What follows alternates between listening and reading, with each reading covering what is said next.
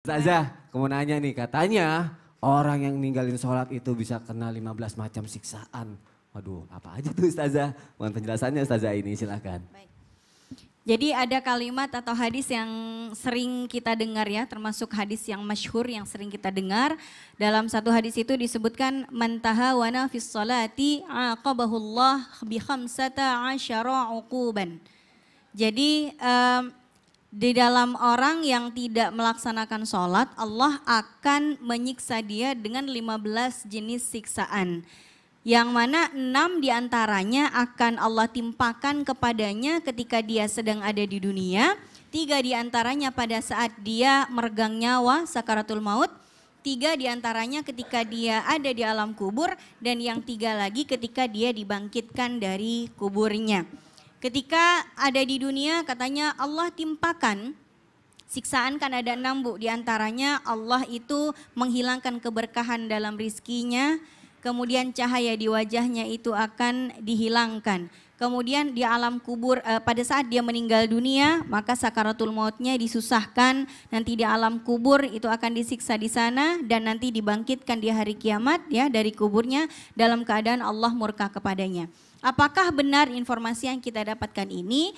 Ternyata ketika kita teliti hadisnya, Al-Hafidh Az-Zahabi dan Al-Hafidh Ibnu Hajar Al-Asqalani mengatakan hadis ini ternyata hadis palsu.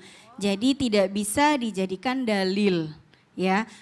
Namun kalau misalnya hadis ini tidak bisa dijadikan dalil, jangan sampai kita merasa hadisnya hadis palsu. Biarin aja lah ninggalin sholat, boleh nggak Bu? Jangan. Kenapa? Karena hukuman bagi orang yang tidak sholat bukan hanya sekedar 15 hal tersebut, itu mah masih remeh-temeh. Ada yang lebih pasti hukumannya ya dengan dalil-dalil yang qat'i, dengan dalil-dalil yang sahih. Apa itu? Dalam satu hadis Rasulullah mengatakan, "Man tarakas sholata amdan faqad kafar." Barang siapa yang meninggalkan sholat dengan sengaja maka dia telah kufur, dia telah keluar dari agama Islam. Jika dengan sengajanya dia tidak sholat itu disertai bahwa dia yakin tidak ada sholat. Nggak ada kewajiban sholat. Jadi Bu, kalau ada orang ngaku Islam. Tapi dia mengingkari kewajiban sholat. Ngapain sholat? Sholat itu nggak wajib.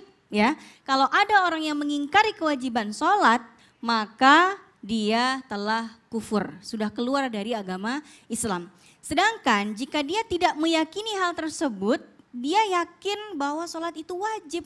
Tapi dia malas, maka apa? Balasannya nanti, balasannya adalah neraka sakar.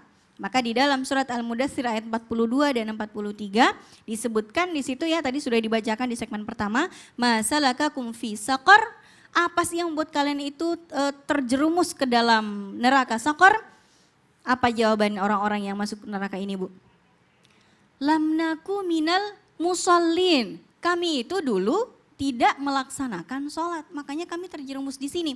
Mereka tidak bisa reuni dengan orang-orang yang ada di surga. Ya, kemudian nanti ada juga lembah Wail. Lembah Wail itu adalah lembah yang ada di dalam neraka, ya Bu ya, yang khusus untuk menyiksa orang yang tidak sholat.